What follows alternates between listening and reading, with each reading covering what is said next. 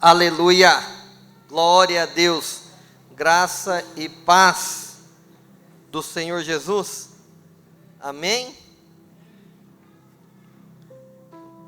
Mais uma vez, a paz do Senhor Jesus, amém, glória a Deus. Queridos, antes de eu começar a ministrar o que o Senhor colocou no meu coração, ali no hall tem 2 livros de 2 pastores amigos nossos.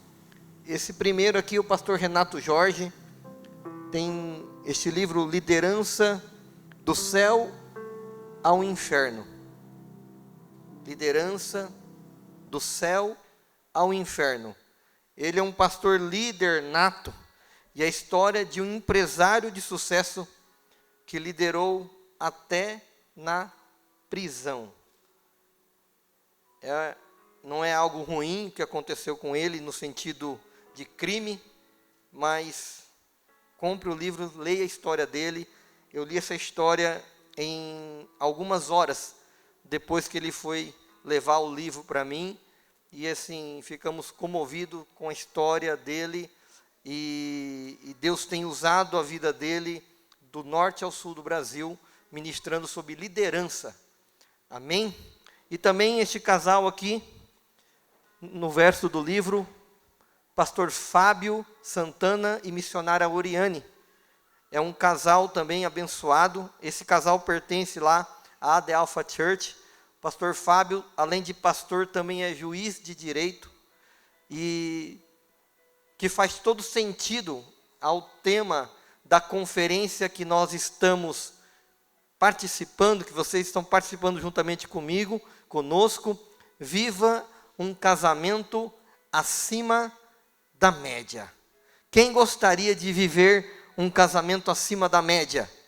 Amém? Então está aqui, adquira este livro, o livro de liderança, apenas R$30, e o livro do casal, apenas R$20. Amém? Glória a Deus.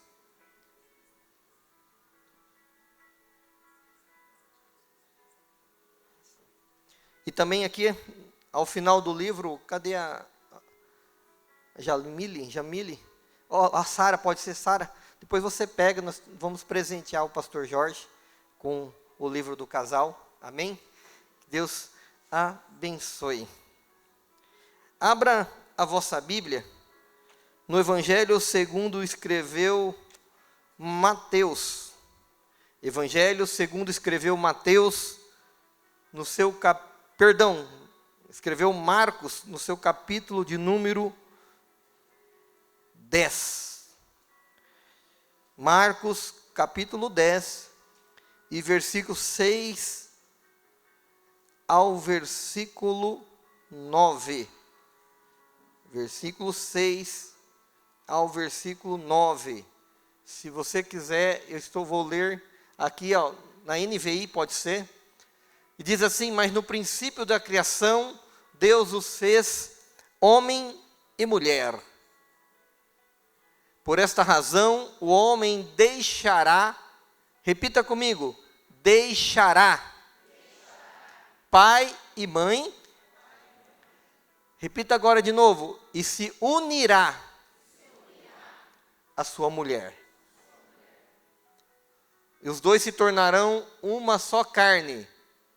Repita comigo, tornarão.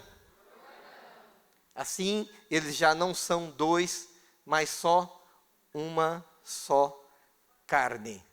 Versículo 9, portanto, o que Deus uniu, ninguém o separe. Aonde você está, curva sua cabeça e vamos orar ao Senhor. Querido e soberano Deus e eterno Pai, graça nós te damos, Senhor, mais uma vez. A tua palavra foi lida, a tua palavra foi externizada, foi verbalizada. Ó Pai, convém que o Senhor cresça e eu diminua, e que seja mais uma vez tão somente o Espírito Santo usando a minha vida nesta noite, para que o teu nome venha a ser exaltado, para que o teu nome venha a ser glorificado no nome de Jesus.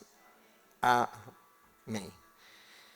Meu querido, minha querida, o Espírito Santo, ele me direcionou para que nesta noite eu falasse sobre 5 diretrizes, 5 chaves para construir um casamento, um relacionamento forte, um casamento forte e saudável.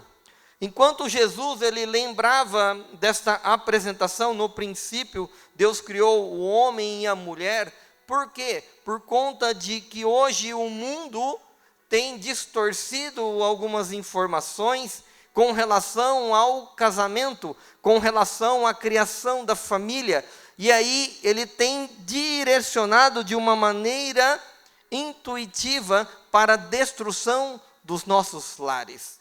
Mas nós que somos cristãos, crentes, lavados e remidos pelo sangue de Jesus, que foi vertido na cruz do Calvário, nós precisamos ministrar, nós precisamos declarar, nós precisamos verbalizar o que a palavra do Senhor nos diz.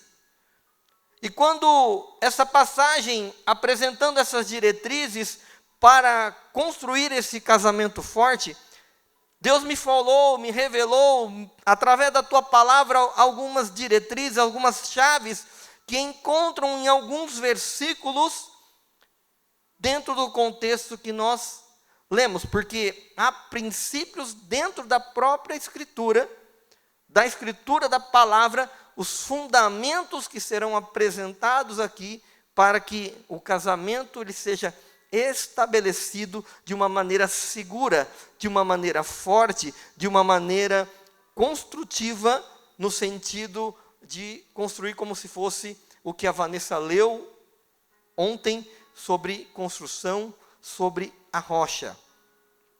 E a primeira diretriz é deixe, ou seja, no versículo de número 7, Marcos capítulo 10 e versículo 7, por isso deixará o homem.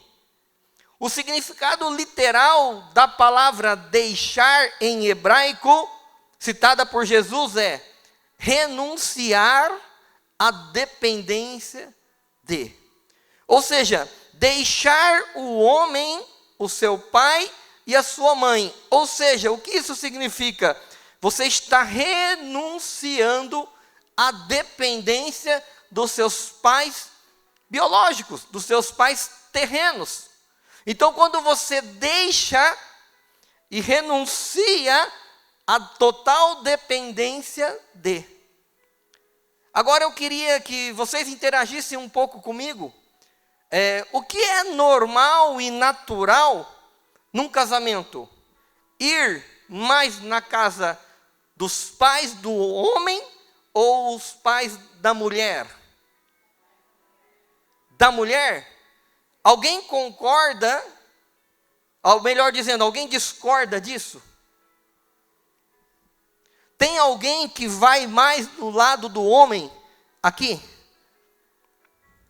2, 3, 4. Uma pergunta. Vai mais porque a família do homem mora mais próximo? Ótimo. Não?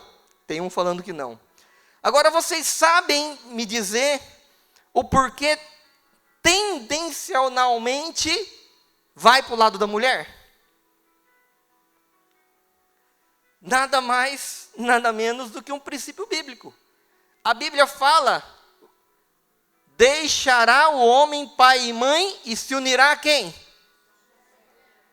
A sua mulher. Então é o homem que deixa o lar e une a sua mulher. Portanto, quando você une a sua mulher, tendencialmente você une ao lado da família da mulher. Então, os pais, ou melhor, nós, nada mais, nada menos que estamos cumprindo um princípio bíblico. Pastor, mas e se eu, no meu caso, citei que nós vamos para o lado do homem? Está errado? Claro que não. Eu também vou para o lado da casa da minha mãe. Mas não é que é errado, mas a tendência natural é que se vá para o lado da mulher. Muitos casados não deixaram de depender dos seus pais ou daqueles que criaram. Ou seja, mesmo casando, deixando, entre aspas, o seu lar, a sua família e formando uma nova família, ele não rompeu, ele não cortou o cordão umbilical. Ou seja, ele não consegue estabelecer uma independência da sua família de origem para a formação da nova família.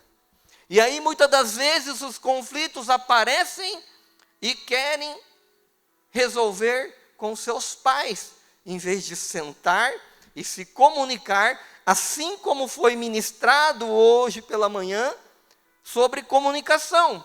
Porque comunicação não é o que eu aqui, pastor Serginho, estou falando, ministrando, mas comunicação é o que cada um de vocês estão entendendo do que eu estou falando. Todos estão me entendendo e compreendendo? Amém?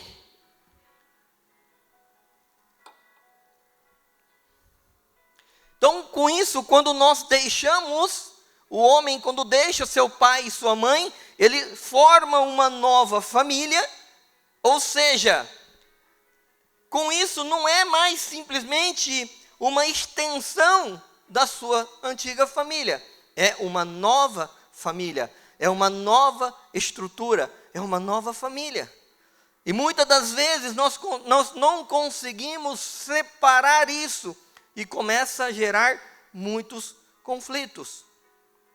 Qualquer tipo de discussão já corre para os braços dos pais.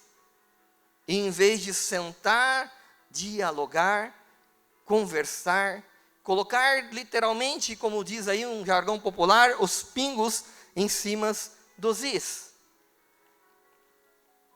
Nós precisamos aprender a lidar com os conflitos. Quem não tem conflito? Quem não tem luta? Quem não tem provação? Nós vivemos dia após dia. A palavra de Deus diz em Mateus: neste mundo tereis aflições, mas tende bom ânimo. Jesus também diz no final que Ele permanecerá comigo e contigo todos os dias até a consumação dos séculos. Então eu e você, nós temos uma promessa. O que nós precisamos é reivindicar essa promessa. Ô Pai, eu não aguento mais essa situação que eu estou passando, mas eu creio no Deus que eu sirvo. Eu creio naquele Deus que formatou o meu relacionamento, a minha família. Josué 24:15, como já foi citado aqui, eu e minha casa serviremos ao Senhor. Isso é promessa. Então o que nós precisamos entender e aprender é reivindicar a promessa de Deus, reivindicar o que Ele nos orienta a fazer, através da sua palavra. E o que precisamos fazer? Orar a Deus, orar e clamar ao Espírito Santo, para que nos direcione, para que nos guie. E aí tem uma oração que eu sempre costumo ensinar. É a oração do casal ou oração do relacionamento. Eu sempre digo assim: Pai, em nome de Jesus, se eu estou errado, fala ao meu coração. Mas se a Vanessa está errada, fala ao coração dela. Em nome de Jesus. Amém. Antes de eu explicar o motivo dessa oração, o que normalmente acontece para que haja uma briga não é briga física, mas e sim uma briga, uma discussão, o que na verdade nada mais é do que uma discordância de opinião. Porque ninguém vai brigar com outra pessoa por uma mesma opinião. todos vão brigar ou vão discutir por opiniões diferentes. Como, por exemplo, muito bonita e muito linda a cor da camiseta rosa do Fúvio. E todo mundo, ou alguns olharam. Ou a minha camisa verde brasileira, ela é linda. Quem concorda que a minha camisa verde é linda? Ninguém? Nem você, meu amor? Teu olho está aberto? A Vanessa disse que não é japonesa, que o olho dela está aberto. Mas por que ninguém concorda? Será que está tão feia assim ela? Como? Ah, não é verde? Tem certeza? Que cor que você acha que é?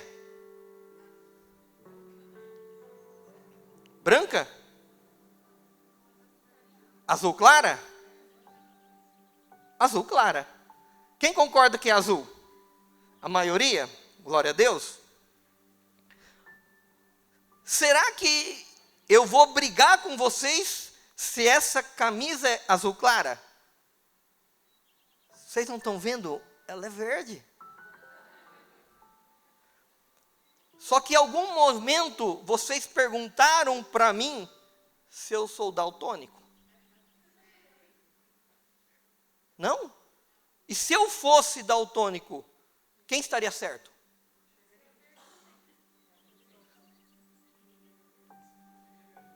Não enxergaria verde. Tudo bem, mas se eu tivesse um problema, eu enxergaria de uma outra cor? Sim. O que eu quero dizer com isso? Que é a discordância de opinião é que provoca uma discussão. E aí quando eu faço a oração, Pai, se eu estou errado, fala comigo. Mas se a Vanessa está errada, fala com ela. Em nome de Jesus, amém. Quando somos casados, somos o quê? O que a Bíblia diz? Uma só carne, um só espírito. Então somos unidos. Então o espírito que está em mim está na Vanessa. Então, ou seja, nós somos um. Então eu oro a Deus, ao mesmo Deus, Ele vai falar. Deus não é Deus de confusão. E aí aconteceu. E normalmente eu, pastor Serginho, oro assim. Pai, em nome de Jesus. O Espírito Santo fala, o que você está de joelho? Corre lá e pede perdão. Só que também já aconteceu o contrário. Eu estou de joelho aqui, eu nem no meio da oração, a Vanessa já vem e também já pede perdão.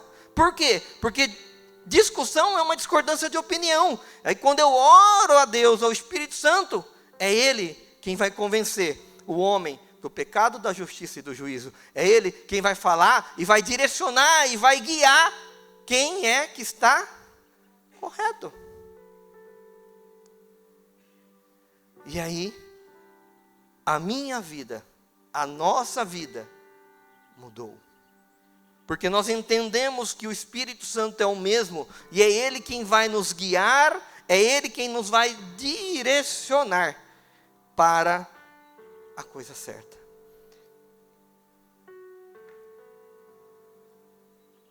Unir-se. Segunda diretriz, unir-se, significa assumir um compromisso com o seu cônjuge, de que vocês sempre estarão juntos, até que a morte os separe. Olha lá, deixará o homem seu pai e sua mãe, e unir-se-á. Ou seja, você deixa e une. Então é um processo. Então primeiro, você precisa sair. O que eu entendo com isso? É que quando você deixa para a mulher, Deus está falando para ela assim, espera primeiro ele deixar de ser mimado ou de ser mimada, para depois você se unir a ele. deixe primeiro ser transformado, entre aspas, para que o Espírito Santo vá direcionar este relacionamento. Porque se você não sai direito, se você não deixa e não rompe o cordão umbilical, as consequências são inevitáveis. Pastor, mas nós somos assim até hoje, o meu marido é assim, a minha esposa é assim. Nunca é tarde. É por isso que vocês estão aqui numa conferência de família e aprender diretrizes que o Espírito Santo colocou ao meu coração para transbordar na vida de vocês, para que todos tenham um relacionamento saudável. Amém? Glória a Deus, todos estão entendendo?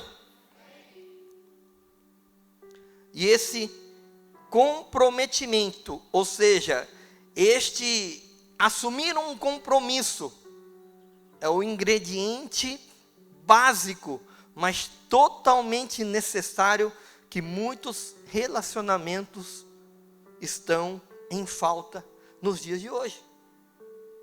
O comprometimento, aquela verbalização no altar, na hora da troca das alianças. Prometo ser fiel na alegria e na tristeza, na saúde e na doença, amando-te, respeitando. Eu não sei o que você falou. Eu, no dia do meu casamento, escrevi um texto para falar para minha esposa. Aleluia. Entretanto, o plano original de Deus, não há saída de emergência, acordos pré-nupciais, cláusulas de resgate. Nós precisamos dobrar os nossos joelhos. Nós precisamos orar, porque unir significa queimar suas pontes de cumprir a promessa de amar seu cônjuge pelo resto da sua vida, independente do que acontecer. Quando nós nos casamos, nós formamos uma nova família. Eu, como todos percebem, descendente de japoneses. A Vanessa, para quem não sabe, ela é descendente de alemães. Existe ou não existe um choque de cultura? Sim ou não? Sim ou não? Sim. Então, como que um japonês vai se lidar com um alemão? Olha só a analogia. Na Segunda Guerra Mundial, quem derrotou quem? Quem destruiu quem? Então, o que a gente tem que entender é que quem nos uniu foi o Senhor. Quem nos uniu foi por um propósito. Deus não une um homem e uma mulher. Deus une propósito. E quando Deus une propósito, debaixo da bênção, debaixo da autorização, debaixo da unção, tudo na nossa vida vai fazer a diferença. Terceira diretriz: seja fisicamente íntimo. Ou seja, note que há uma progressão. Deixará o homem o seu pai e a sua mãe. Segundo, unir-se-á ao seu marido, a sua mulher, ou melhor dizendo, e se tornarão uma só carne. Sim.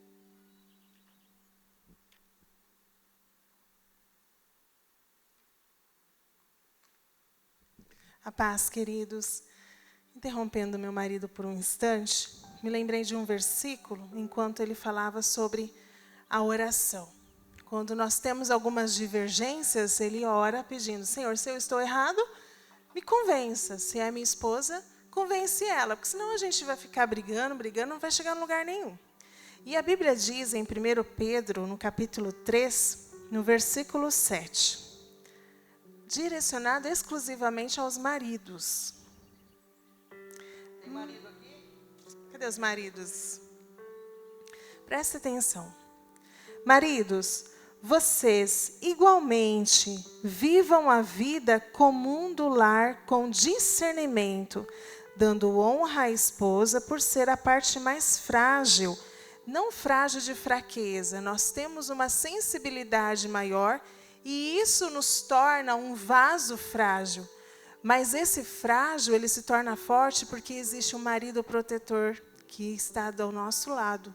Então, o seu papel de proteger a esposa é bíblico. E por ser co-herdeira da mesma graça da vida. Olha que lindo. Agindo assim, as orações de vocês não serão interrompidas. Ou seja, corre, reconcilia depressa, porque senão a sua oração vai ser interrompida. Deus não vai receber a sua oração se vocês estiverem em desacordo. Mesmo que às vezes o Sérgio, ele sabe que a falha está em mim, ele só chega e às vezes ele nem me pede perdão. Eu já olho para ele e falo o quê? Eu te perdoo. Eu já falo, te perdoo. Aí ele se acha, né? E vice-versa. Ele também, tipo, eu sei que você errou, já estou te perdoando. E nisso, irmãos, um segredinho para o casal. Pitadinha de bom humor. Com bom humor, tudo se torna mais fácil. Todo aquele conflito, aquele problema difícil, fica fácil de entender. Porque o bom humor, que é uma característica nossa do ser humano, faz com que as coisas funcionem melhor, principalmente a sua oração, que não será interrompida. Amém? Amém. Glória a Deus. Aleluia. Para vocês verem a importância que é estar em comunhão, a importância do perdão. A falta de perdão, ela retém as tuas bênçãos. A falta de perdão, ela retém no mundo espiritual tantos benefícios que você não tem ideia. Mas aí pode ser um tema para um próximo evento, para uma próxima oportunidade, se assim o Senhor permitir. No plano de Deus não há espaço para o casal se conhecer antes do casamento. Por isso que é um processo. Primeiro você deixa, depois você une e depois você se torna uma só carne. E no relacionamento, essa parte do conhecimento, o mundo aí fora fala que precisamos experimentar para saber se somos compatíveis. Uma mentira deste mundo. Sabe por quê? Porque tudo que Deus faz, Ele é perfeito. Como você vai saber se vai ser ruim, se você não tem um parâmetro de comparação? Então, tudo que Deus faz é perfeito. Você só vai saber se é bom ou não é, se você conheceu algo antes. Não tem como você experimentar, ou melhor, saber se algo é bom ou ruim, se é doce ou se é amargo, sem antes experimentar. Sim ou não? Sim. E no casamento, se você experimentar antes, sabe o que vai acontecer? Vai perder a bênção. O que acontece? Quando nós entendemos o plano e propósito de Deus para as nossas vidas, tudo começa a fazer sentido. Tudo começa a fazer sentido. Como eu disse, que Deus ele une propósito e não um homem e uma mulher. É o que aconteceu com a minha vida e com a vida da Vanessa. A Vanessa contou o testemunho dela na parte da manhã. Ontem. E agora eu vou contar um pouco do meu testemunho. Porque ela caminhou por um lado e eu caminhei por um outro lado. Em 2009, eu fiquei viúvo, a minha finada esposa faleceu num trágico acidente de carro. E os meus filhos, na época, tinham 2 e 4 anos. E aí começou algo que jamais eu havia planejado e esperado. E o que fazer? Como cuidar? Como educar se eu era o provedor do lar e eu praticamente trabalhava o dia todo, quando não viajava muito? Pois eu tinha uma empresa distribuidora de peças para motos, e na qual eu atendia 5 estados, São Paulo, Minas, Mato Grosso do Sul e Goiás. E às vezes eu passava 3, 4 dias fora de casa. E aí o que fazer? O que fazer com o meu filho, a minha filha? E aí foi onde eu conheci esse Jesus maravilhoso, que começou um processo de transformação na minha vida e na vida dos meus filhos. Olha que interessante. Nós começamos a frequentar montes de oração. E eu pegava o meu carro e percorria cerca de 100 quilômetros para ir ao monte orar. E eu levava os meus filhos, ainda bem pequenos, dormindo dentro do carro. E quantas vezes eles foram para lá e voltaram de lá, e no dia seguinte perguntavam: pai, nós não íamos orar no monte? E eu dizia assim: filho, vocês foram e oraram no monte. Eu levava um colchão, 2 travesseiros e um edredom, porque no meio da mata, por mais calor que esteja, é mais fresco. E aí nós iríamos e passamos anos orando. Orando por quê? Por um propósito. Orando para o cumprimento de uma promessa. A promessa que ele havia feito para mim e para os meus filhos, que era a minha Rebeca. E isso demorou longos, quase 5 anos. E no último dia das mães, para encurtar um pouco o testemunho, criança pequena, quando vai em colégios, na épocas comemorativas, dia dos pais, dia das mães, tem as festas e as festividades. E aí eu fui buscá-la no colégio e eu percebi pelo olhar dela que ela estava muito triste. E eu disse assim: filha, o que aconteceu? E aí ela...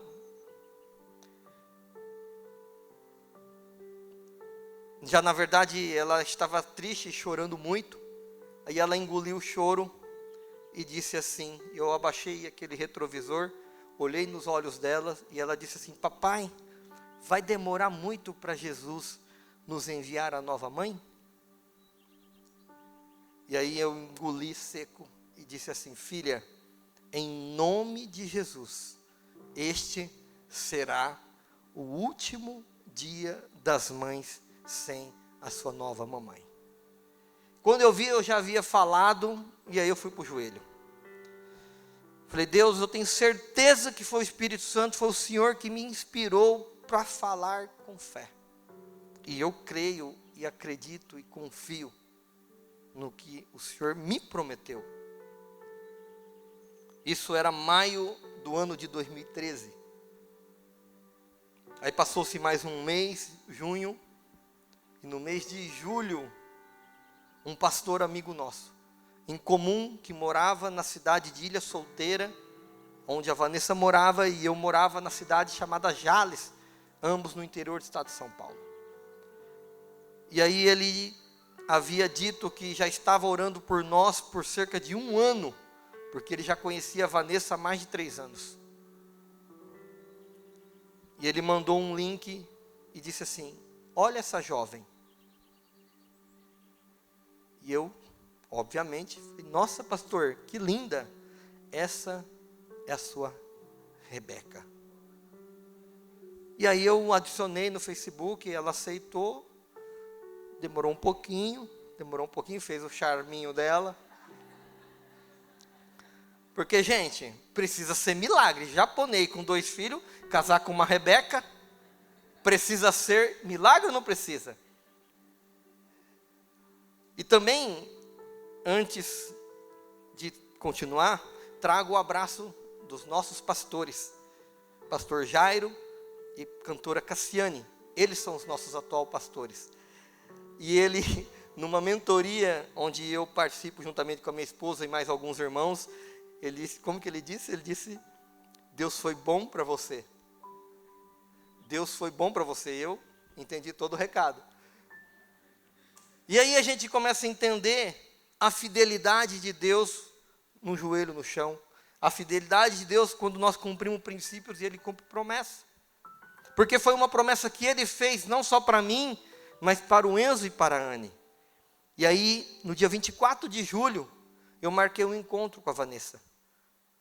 E Deus falou assim, eu vou te dar sinais para mostrar para você que ela é a sua Rebeca. E lá em Gênesis 24 fala a história da Rebeca. Que ela dará água para beber aos meus camelos, aos camelos. E aí estava um dia muito frio na cidade de Ilha Solteira. Sim, os camelos de Eliezer. Sim. A Vanessa estava comentando que não eram os meus camelos, eram os camelos de Eliezer, servo de Isaac. Amém? Deixar bem explicado, né? E aí, estava muito frio.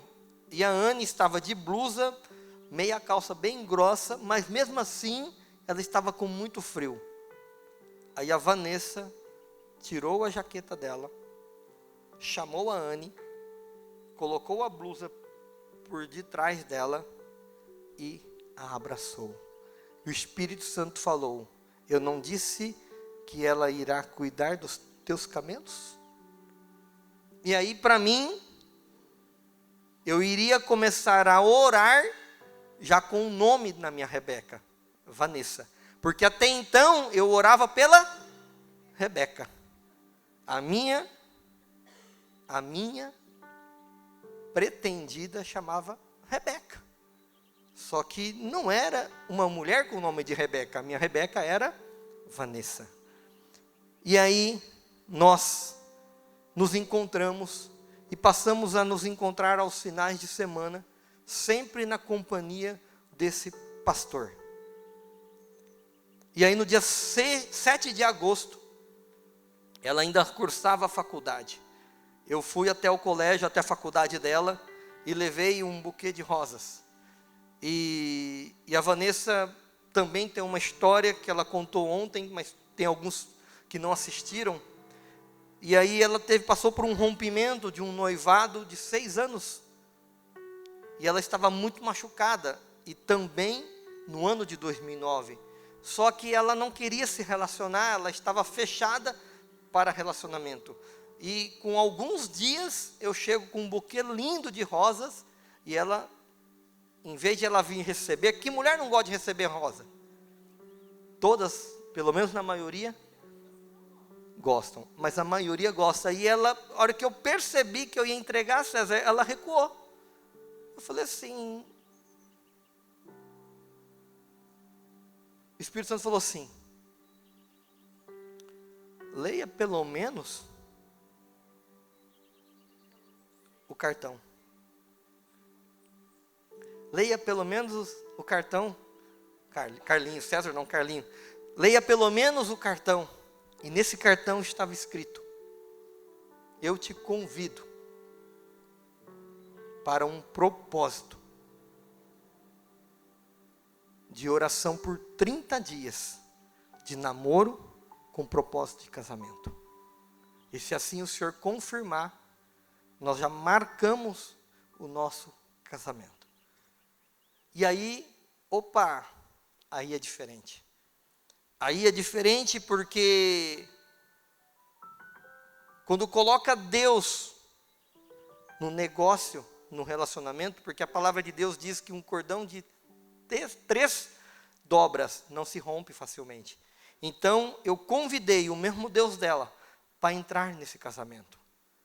E aí nós oramos de 7 de agosto até 7 de setembro. E nesse 7 de agosto, por volta do dia 17, 18 de agosto, Deus já havia falado ao coração da Vanessa. E aí ela queria assumir. E eu falei, não. Propósito é? Propósito. Propósito é? Então nós continuamos a orando, não para Deus confirmar, mas já fazendo planos. Já planejando o que Ele havia sonhado para mim e para ela. Para nós. E aí nós já começamos a marcar, agendar, tudo. E todos os dias, ela chegava da faculdade por volta de meia-noite, e todos os dias nós assistimos junto uma ministração. Não importa o assunto, mas nós assistimos uma ministração pela internet, simultaneamente. E nós às vezes até paramos a ministração para comentar sobre o assunto. Então uma ministração de meia hora, 40 minutos, às vezes nós ficávamos 1h30, 2 horas. Todos os dias. E aí, 7 de setembro, o grande dia, segurei a mão dela, olhei nos olhos dela, e ela achou que eu ia fazer o pedido para ela. Lê do engano. Eu estava segurando com as 2 mãos, soltei a minha mão direita, e virei para o meu sogro e para a minha sogra, e disse assim, o Senhor me concede a mão da sua filha, em namoro, com propósito de casamento. E aí, depois do sim, eu pedi ela em namoro, já pedindo em casamento, para cumprimento da promessa. E após o sim dela, nós demos o primeiro selinho, para a honra e glória do Senhor. E aí nós namoramos, noivamos e casamos. Em 3 meses e 27 dias. Para a honra e glória do nome do Senhor. Amém?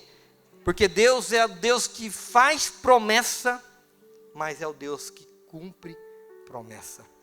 Todas as promessas dele que não se cumpriram, eu tenho fé que irá se cumprir para a glória de Deus. Amém? E aí, estamos agora completando em janeiro, né? Agora, 7 de setembro, terça-feira, estaremos completando 8 anos de namoro oficialmente juntos. Em janeiro, vamos completar 8 anos de casados para a glória de Deus. E aí, se cumpriu, no mês de maio de 2014, a palavra que ela não iria mais passar nenhum dia das mães sem a nova mamãe. E aí, para a honra e glória do Senhor, todo dia das mães é uma alegria. É uma alegria. Normalmente, ela recebe muitos presentes, porque não por ter ou não ter condições, não é isso, mas assim, pela alegria, pela gratidão a Deus, pela sua fidelidade. Amém? Glória a Deus. Aleluia.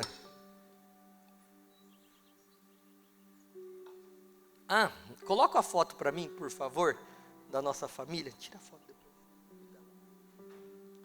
E aí está a nossa família, que o Senhor nos presenteou. Enzo hoje com 16 anos, Anne tem 13, semana que vem faz 14 anos, e a Maressa 1 ano e 10 meses. E aí, e a Maressa, ela não está aqui, ela tem apenas 1 ano e 10 meses, e quem está cuidando dela, para mim poder estar aqui, cumprindo o ID, cumprindo a promessa que Deus fez à minha vida, há alguns anos atrás, que enviarei às nações, e a promessa cumpriu em partes, porque até hoje eu só fui para uma nação, chamada Portugal. Então, Deus ainda vai cumprir outras promessas. Considerando o Brasil, já foram 2 nações. Mas como eu vou enviar as nações, então ainda não se cumpriu na sua totalidade. E o Deus que eu sirvo é um Deus que cumpre na sua totalidade. E aí, o Enzo e a Anne estão cuidando da nossa pequena Maressa. E aí, para não ficar apenas eles de menor, tem uma irmã de 30 e poucos anos, que está lá cuidando, ou melhor dizendo, fazendo companhia para ter alguém pelo menos de maior de idade lá com eles. E aí, isso que Deus faz. Quem tem promessa de Deus aqui? Amém? Eu, como servo, como profeta de Deus, como homem enviado de Deus, eu declaro sobre a sua vida que todas as promessas que Ele te fez irá se cumprir para a glória de Deus. Para a glória de Deus. Para a glória de Deus. Aleluia. Glória a Deus. Ixi, perdeu aqui. 4ª diretriz. Seja transparente. Gênesis 2:25 diz assim: e ambos estavam nus, o homem e a sua mulher, e não se envergonhavam. Eles não sentiam nem medo, nem rejeição, mas em vez disso, uma total aceitação mútua. Todo relacionamento precisa ter transparência. O que é transparência? Transparência é isso. Vanessa, abre meu celular. Ela tem a minha senha, eu tenho a senha do celular dela. Sabe por quê? Porque eu não tenho nada para esconder a ela. Se você aqui, casal, tem uma senha, mas você não passou a sua esposa, cuidado. A Bíblia diz para fugirmos da aparência do mal. Pastor, o senhor está generalizando. É a aparência do mal. Porque se você está escondendo, a Bíblia diz em Marcos 4:22, que não há nada em oculto que não há de ser revelado. Então, que haja transparência no relacionamento. Vanessa, ela sabe que eu aceito e eu a amo, assim como ela me aceita e também me ama.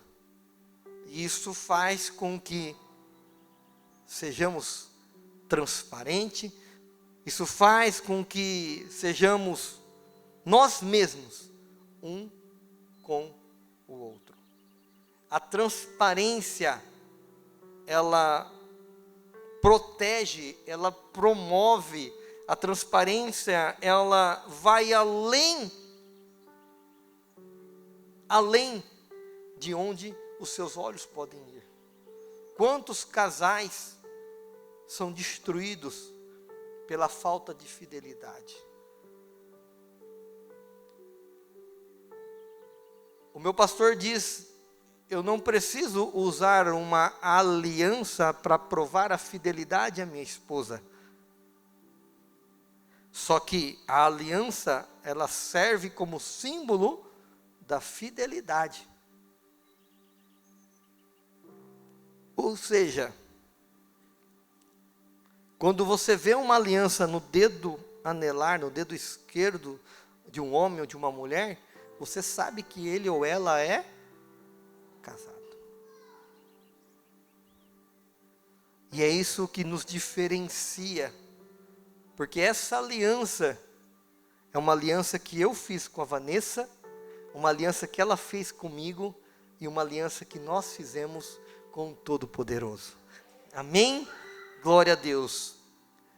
E 5, chegando para o final, cumpra com as suas responsabilidades. A última parte do plano de Deus requer isto, que todos nós cumprimos com as nossas responsabilidades. Nós, homens, somos sacerdotes do nosso lar. Vós, maridos, vocês também sois sacerdotes do vosso lar. Assuma o seu papel. Provérbios 14 diz também às mulheres que a mulher sábia, ela edifica uma casa, e a tola derruba com as suas próprias mãos. Então, mulheres, sejam sábias. Homens, amem as suas esposas. É um mandamento, é uma ordenança do apóstolo Paulo. É uma ordenança que consta na palavra, porque a mulher não precisa disso, porque ela já ama por natureza. E Deus, Ele amou o mundo de tal maneira que deu seu único filho, para que todo aquele que nele crê não pereça, mas tenha a vida eterna. O dicionário diz que papel é a parte representativa de um ator. Ou seja, o seu papel é como se fosse um ator. Mas no casamento, no entanto, nós não representamos. Nós somos, nós vivemos. Nós precisamos entender que no relacionamento, nós precisamos viver intensamente.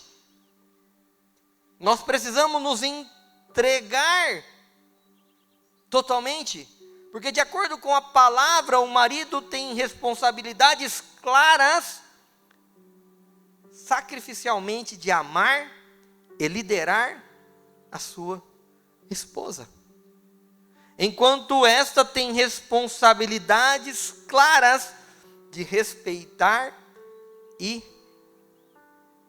liderar, ou melhor, apoiar o seu marido.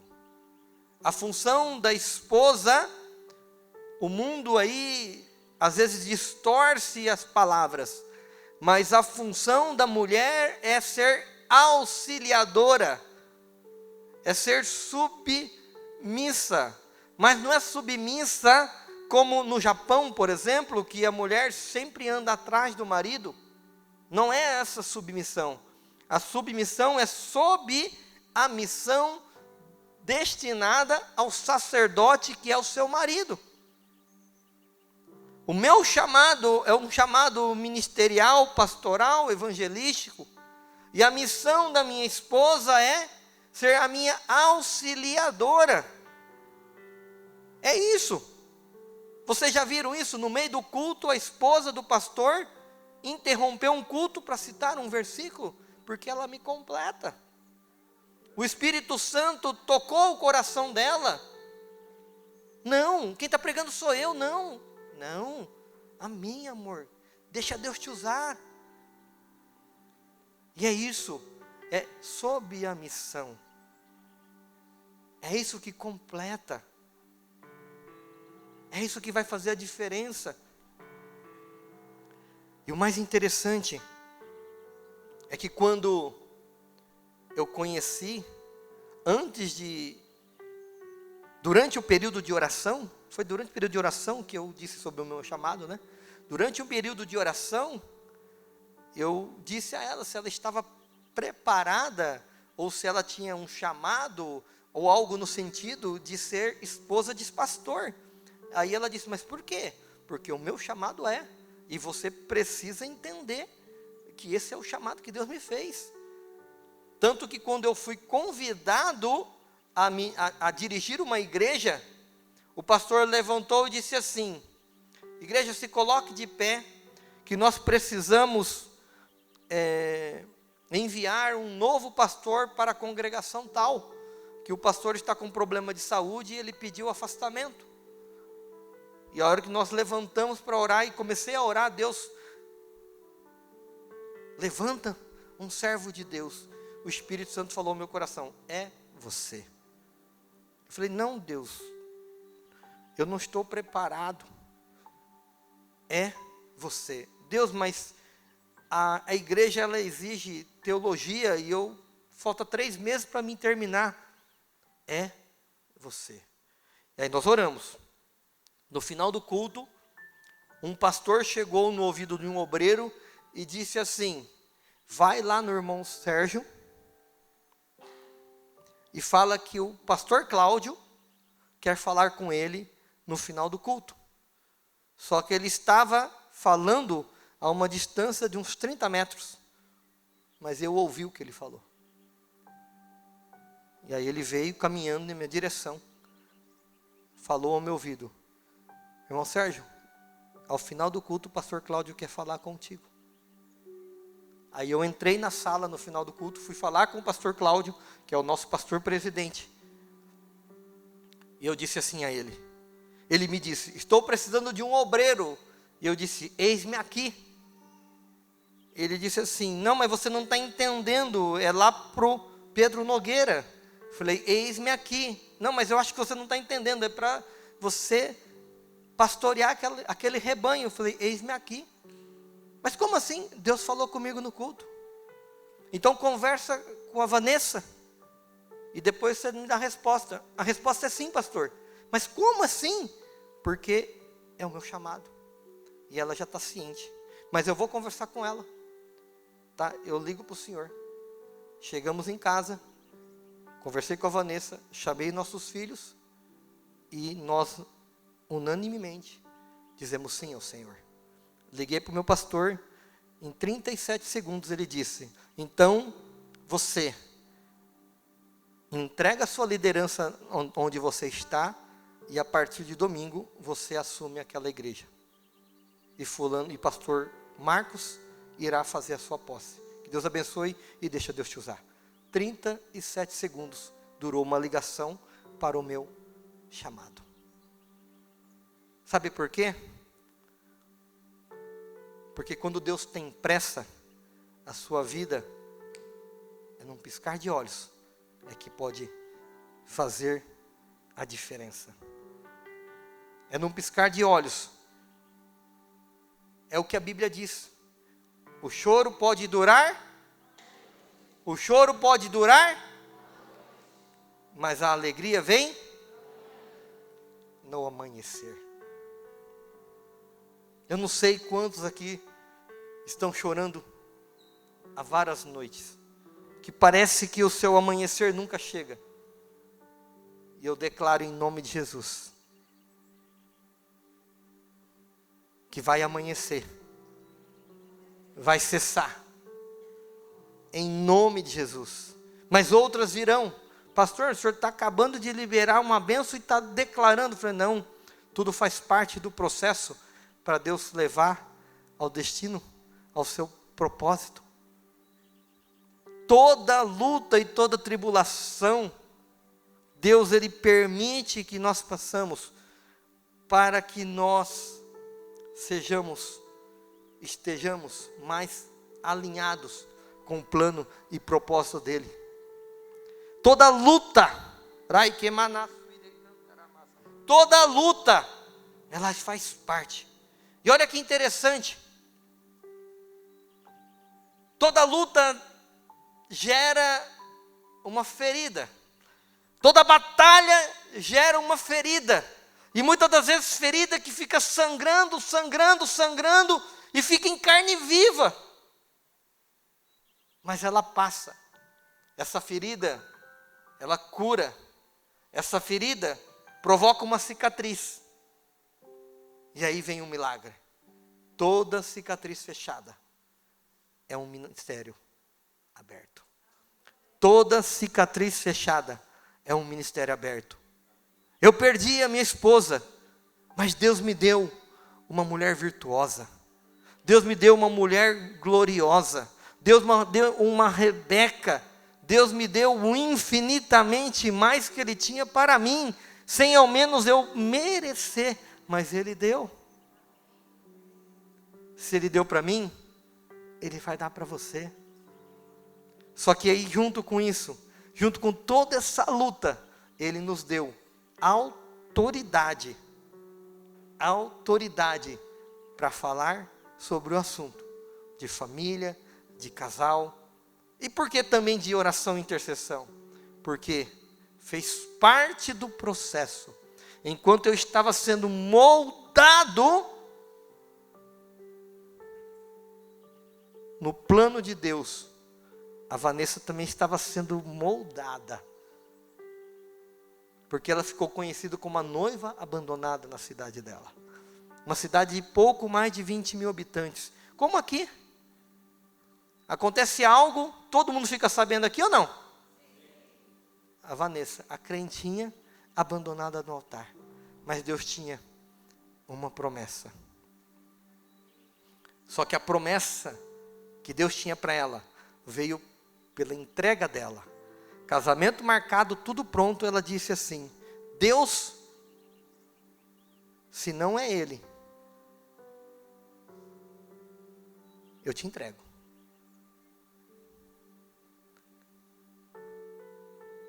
Eu entrego o meu Isaac, entre aspas.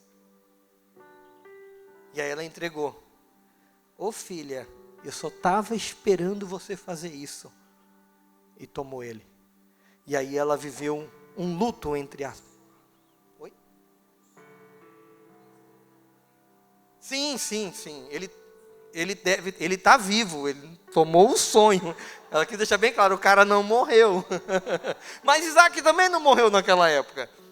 Mas é porque Deus tinha o Isaac dela.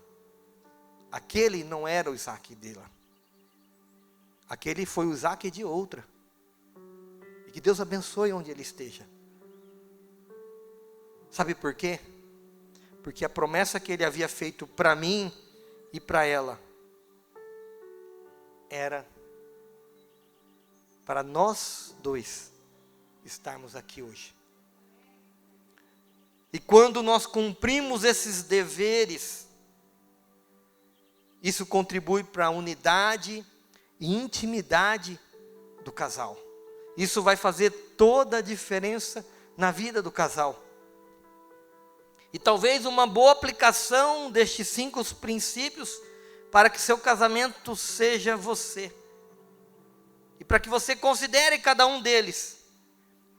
Avalie como você e seus cônjuges, numa escala de 0 a 10, cada um desses princípios.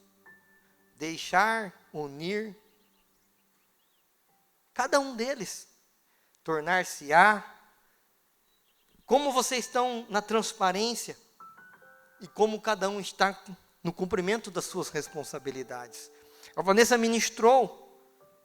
Eu acredito que vai estar no YouTube, para no canal da igreja, quem não assistiu, eu te convido a assistir quando for divulgado, para vocês pegarem na íntegra, na totalidade das ministrações, o passo a passo que precisamos fazer para melhorar o nosso relacionamento com o nosso cônjuge.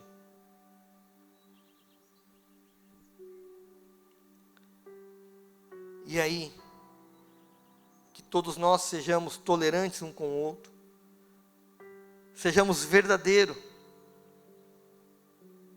tenha diálogo, vai jantar hoje, converse com a sua esposa, converse com seu pai, com a sua mãe. Nós precisamos dialogar mais.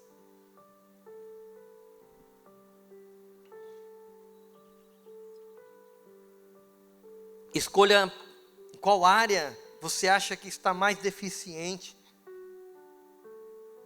Tente melhorar um dia de cada vez, um pouquinho cada vez.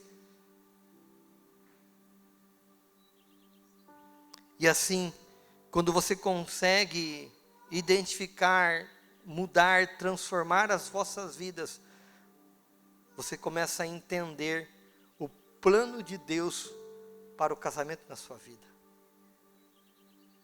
O plano de Deus para o casamento ideal, como diz o livro, acima da média. Nós precisamos entender que está tão fácil resolver essa situação que só depende de nós.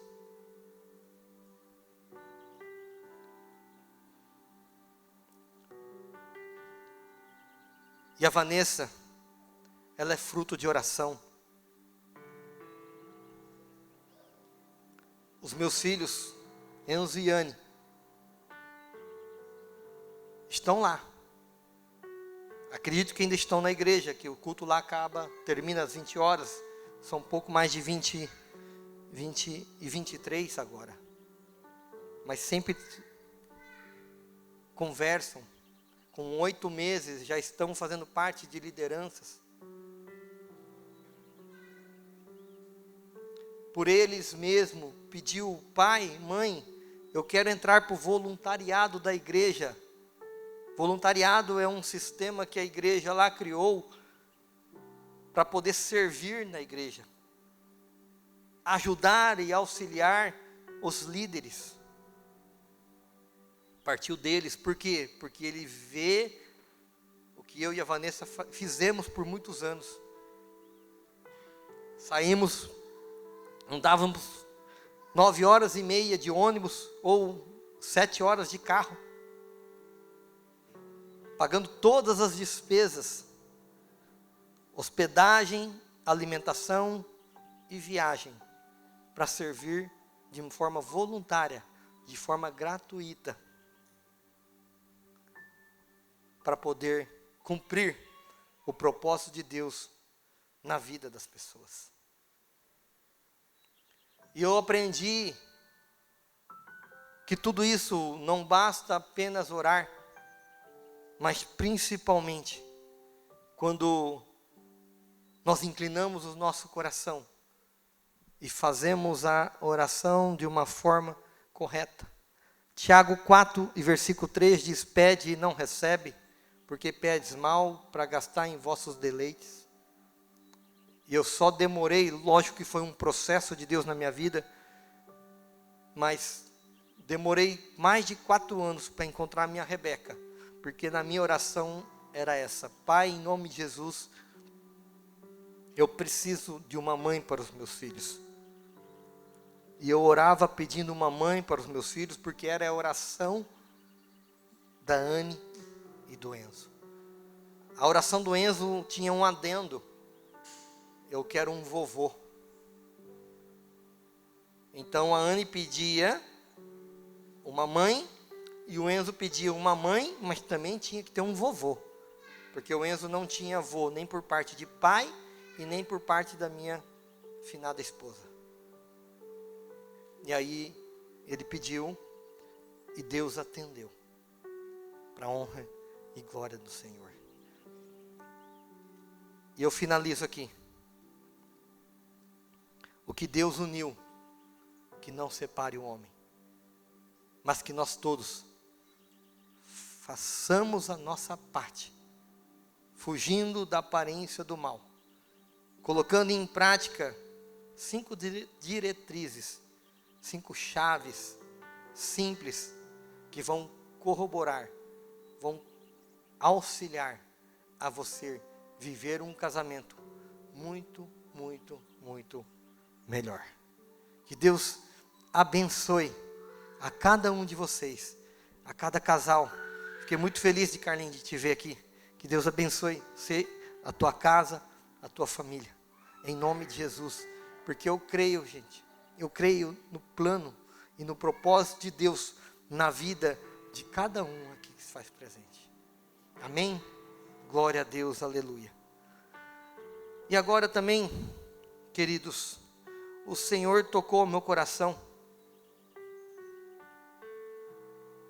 a falar de algo que muitas das vezes é muito mal interpretado, não por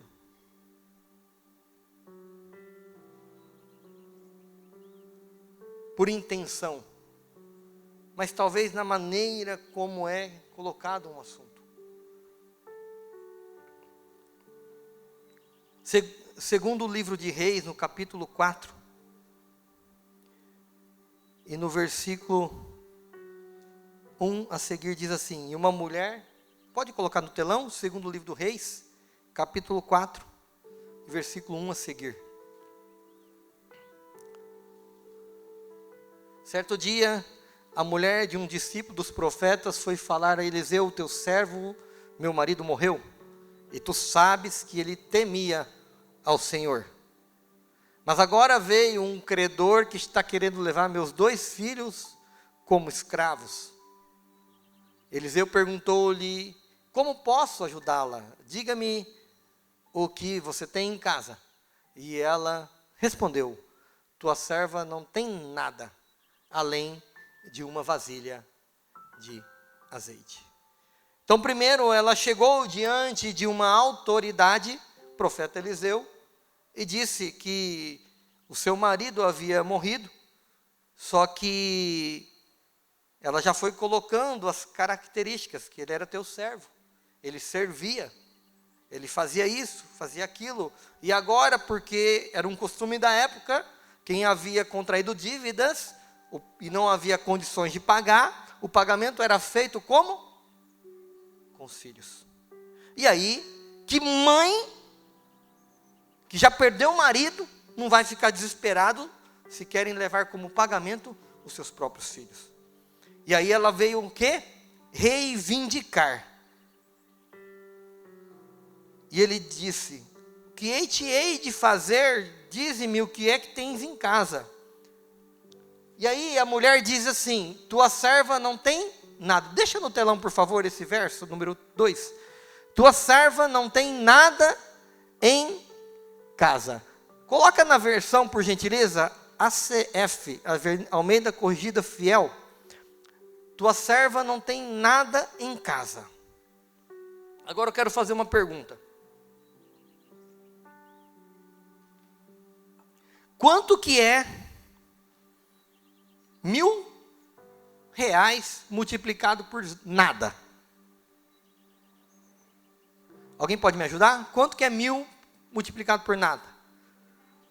É nada?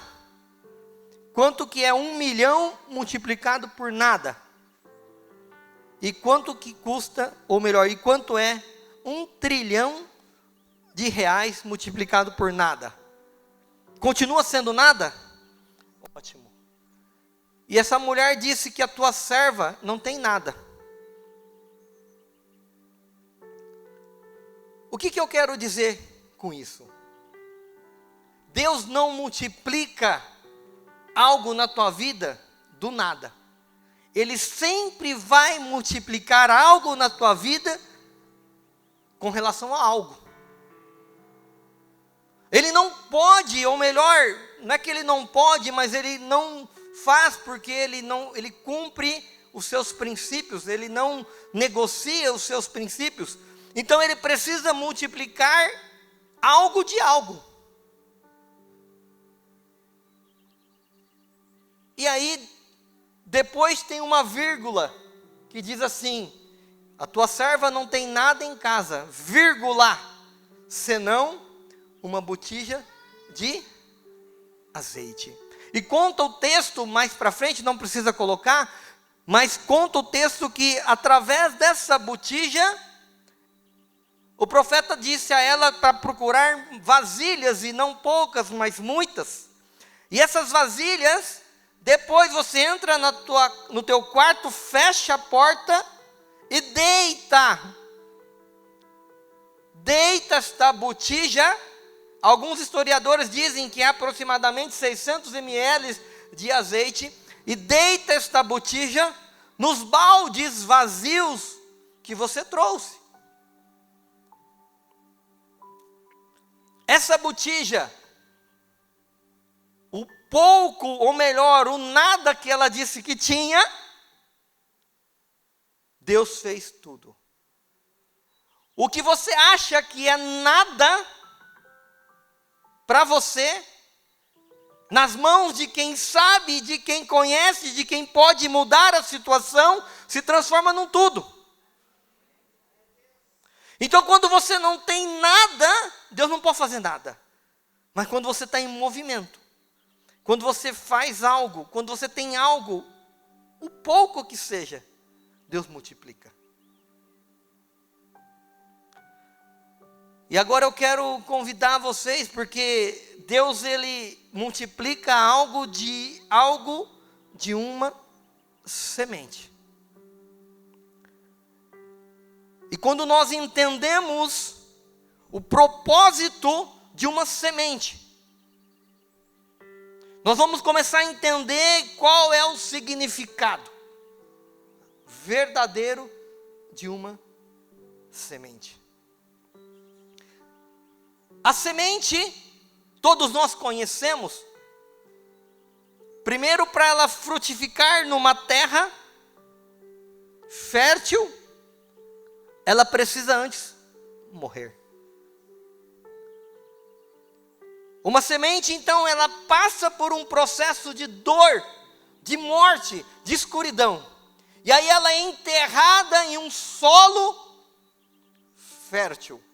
Existe a parábola que é lançada no caminho entre pedregais e entre espinhos, mas existe a semente, porque essa só que me interessa, em solo fértil. E aí essa semente, ela produz, ela multiplica. E aí essa semente, ela é lançada num solo fértil.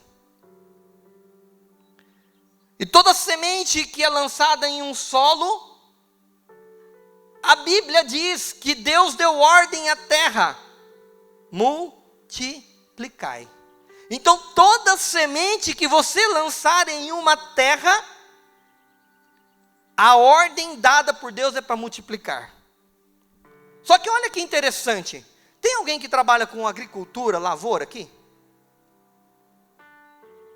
Pode me ajudar, meu amigo? Como que é seu nome? Meu irmão, como? Adalto. Você planta o quê? Soja e milho? Ótimo. Se você semear milho, você colhe soja? Se você semear soja, você colhe milho? Mas e se você semear tomate, vai colher milho? Não?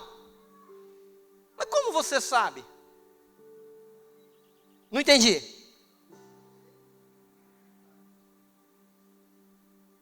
Você tem certeza que não vai semear aquilo que você não plantou? Certeza absoluta? Eu posso afirmar aqui para todo mundo? Ó, o Adalto está falando que se ele semear milho, ele vai colher milho. Se ele semear soja, vai colher soja. Se semear tomate, vai colher tomate. Alguém discorda? Todos concordam? Ótimo. Você sabe por que isso? Porque é um mandamento. O que você semear, você vai colher.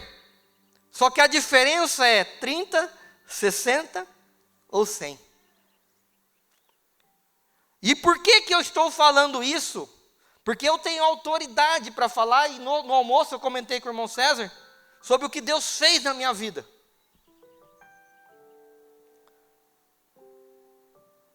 O pastor citou, Deus instruiu ele a fazer uma oferta especial. Não é para a igreja, deixa bem claro, não é para a igreja, não é para o pastor Sérgio. Quando você semeia, Adalto, uma semente de milho, quantos milho nasce? Você pode tirar um pouquinho a máscara e falar um pouquinho alto? 200 sementes por espiga? Quantas espigas tem? 2 normalmente, né? Pelo que eu conheço um pouquinho, 2.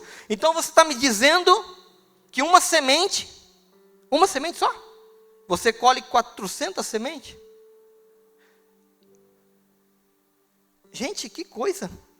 Vamos para uma maçã? Quem come maçã aqui? Você sabe quantas sementes tem dentro de uma maçã? A gente pode contar, não pode? Quantas sementes tem mais ou menos? 4 sementes? Quem concorda? Agora, quantas maçãs tem dentro dessas 4 sementes? Alguém tem condições de me falar? Não? Não tem? Eu também acredito que não.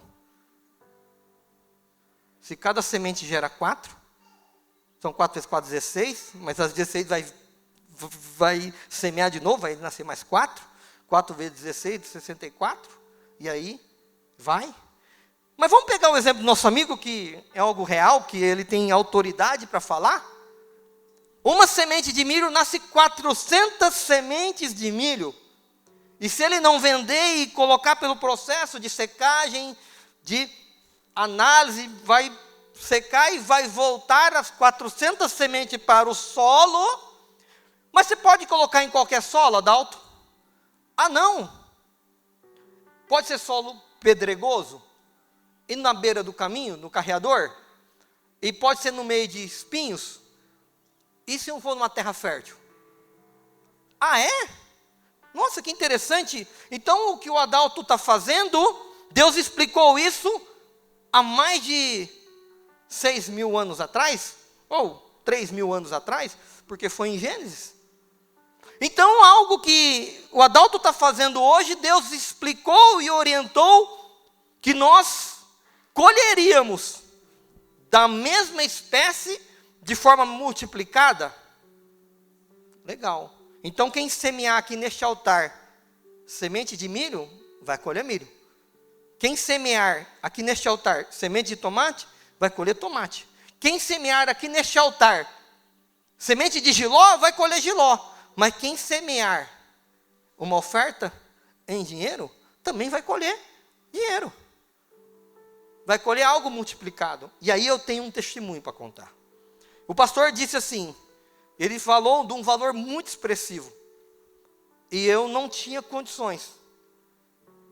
Não tinha, em hipótese alguma, saldo para honrar aquele compromisso.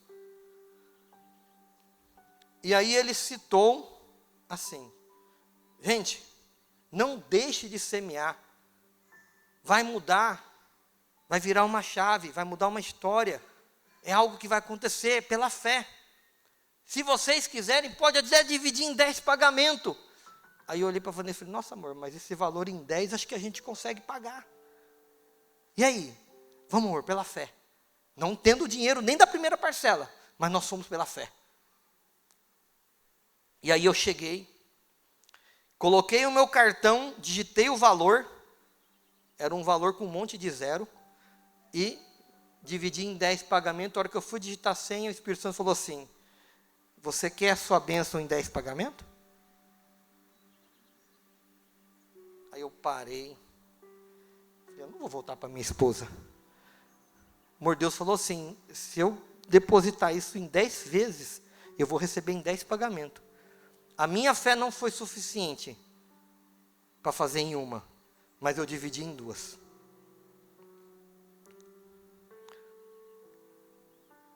Isso foi num domingo. Na quinta-feira, quantos dias depois é? Segunda, terça, quarta, quinta. 4 dias. E aí, essa semente tinha um nome, não é dinheiro. Era uma ação judicial. Deus, eu estou semeando pela fé que eu vou ter notícia dessa ação judicial. 4 dias depois, a advogada me ligou dizendo assim, Serginho, saiu a sua ação, nós ganhamos. Que dia que foi protocolado? Na terça-feira. 2 dias depois, o juiz decretou a minha vitória. Só que olha que interessante, quantos dias depois? Em quantas vezes eu dividi? Aí protocola da entrada, tal. Sim ou não? Sabe quando que foi? Em julho. Vindo para cá no meio do caminho, eu recebi o dinheiro. Julho para setembro, alguém me ajuda? Quantos meses depois? Quantos meses depois? 2 meses? Uau! E aí ela mandou o Pix, como o valor era um pouco expressivo, ela disse assim, ultrapassou o meu limite, eu vou ter que dividir o seu pagamento em 2 dias. O que aconteceu? O que Deus falou comigo no caminho? Você não teve fé suficiente, mas eu mostrei para você, que 2 dias depois, em 2 meses, e eu te dividi a tua bênção para você receber em 2 vezes. Que se você tivesse tido fé, na segunda-feira tinha saído a sentença, no mês de agosto eu teria recebido na totalidade e já estaria com o dinheiro na minha conta corrente. Isso é poder de uma oferta. E eu trabalho com investimentos. Eu não vivo disso. Tanto que eu comentei com o meu amigo Carlinho, que eu não cobro para vir aqui. Eu vim aqui por amor à obra. Mas eu acerto uma oferta. E aí, o pastor pregando, o pastor que escreveu o livro, ele disse assim, né, pastor Serginho, o senhor trabalha com ações, deposita R$1.000 na tua mão, vira 100 mil. Eu falei assim, eita, quando que eu falei isso? Eu nunca falei isso. E aí o pastor do meu lado, o Carlinhos, cutucou e falou assim, como que é, pastor Serginho, como é que é? Onde que eu coloco R$1.000 para virar 100? E aí eu estava assim, sentado do lado dele, eu falei assim, sabe onde? No altar. Esse altar, ele multiplica 1000 vezes. O R$1.000 vira 100 mil. Mas o Serginho aqui não faz nada. Mas o Deus que eu sirvo faz. Não é que deu a louca nele? Ele pegou e falou assim, ó, Deus me falou, usou o pastor Serginho. Eu quero saber quem é que vai fazer uma oferta especial. E ele pegou um tufo assim de envelope. Tinha quase 30 envelopes num valor expressivo. Não vou fazer isso não, tá, gente? Eu só estou contando. Ele pegou o envelope. E aí eu falei assim, Deus, de novo Deus. Ele deu valor. E aí eu falei assim, no meu coração. E o meu filho, se o meu pai não levantar, eu corro lá e falo para ele, pai, Deus mandou o senhor levantar. O Enzo. Eu falei, Deus, tá bom. 7 é acima da perfeição. Se tiver 6 pessoas, o 7º sou eu. E eu falei isso. Aí levanta 1, levanta 2, levanta 3, levanta 4, levanta 5. Ai, meu coração. Ai, Jesus.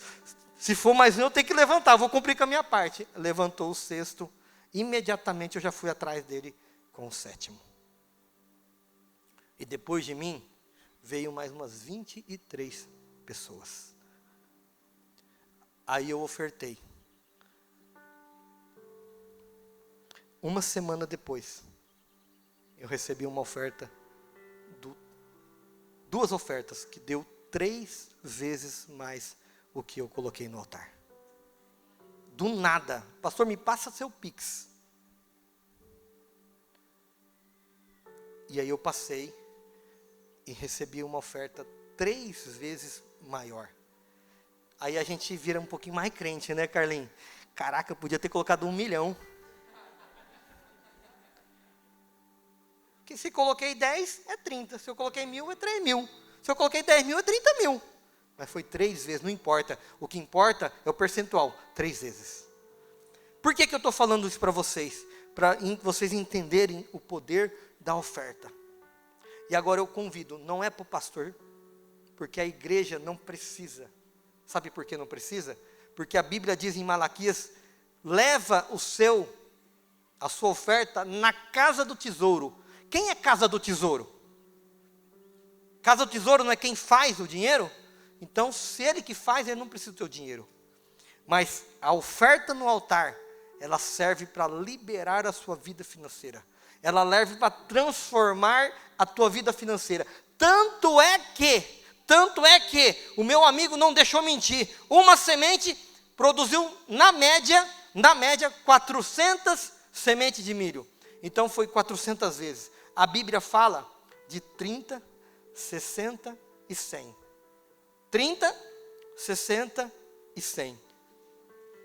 Meus queridos, lembra da minha oferta com um monte de zero? Sabe quanto que foi a ação? 32 vezes a mais.